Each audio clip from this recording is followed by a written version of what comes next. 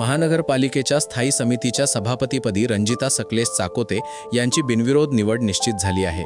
याबाबतची औपचारिक घोषणा 6 मार्च रोजी होणाऱ्या स्थायी समितीच्या बैठकीत करण्यात येणार आहे। नुकत्याच झालेल्या महापालिका निवडणुकीत भारतीय जनता पार्टीला स्पष्ट बहुमत मिळाले आहे। 16 सदस्यीय स्थायी समितीमध्ये भाजपाचे तब्बल 14 सदस्य निवडून आले असून विरोधकांकडे केवळ 2 सदस्य आहेत। विरोधी पक्षात शिवसेना, शिंदे गट आणि MIM सदस्य यांचा समावेश आहे। सभापतीपदासाठी अर्ज दाखल करण्याच्या मुदतीत भाजपाकडून रंजिता चाकोते यांनी उमेदवारी अर्ज दाखल केला। पक्षाच्या बैठकीत पक्षनेते नरेंद्र काळे यांनी प्रांतिक नेत्यांच्या संमतीने त्यांच्या नावाची घोषणा केली। उपस्थित सदस्यांनी टाळ्यांच्या कडकडाटात त्यांचे स्वागत केले। सभापतीपदासाठी भाजपाकडून रंजिता चाकोते यांच्यासह बिजू प्रधाने, राजकुमार पाटील आणि अविलाश पाटील हे इच्छुक होते, मात्र पक्षाने चाकोते यांच्यावर विश्वास दाखवत त्यांना संधी दिली।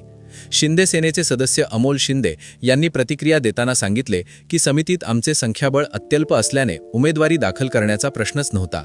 6 मार्च रोजी सकाळी उपजिल्हाधिकारी यांच्या उपस्थितीत होणाऱ्या बैठकीत रंजिता चाकोते यांच्या बिनविरोध निवडीची अधिकृत घोषणा केली जाणार आहे।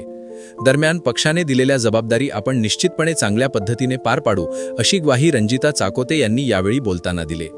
त्यांना उमेदवारी अर्ज दाखल करतेवेळी महापौर विनायक कोंडाळ, उपमहापौर ज्ञानेश्वरी देवकर यांच्यासह स्थायी समितीचे सदस्य उपस्थित होते।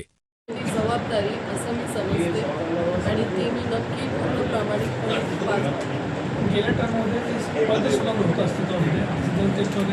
काय प्रदेशाला आपण जी नावं पाठवली त्या नावातनं आपलं नाव सिलेक्ट करायचं, पक्षाने ठरवून त्यांचं नाव पाठवलं। किती आणि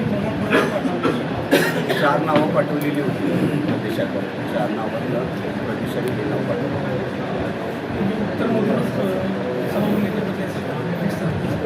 असं काय नाही, सर्वच मतदारसंघातील आपण 4 नावं पाठवली। हा आपला हक्काचा चॅनल AG न्यूज, संपादक अंबादास गज्जर या YouTube चॅनलला लाईक करा, शेअर करा, सबस्क्राईब करा। संपर्क 94 92 37 68 92।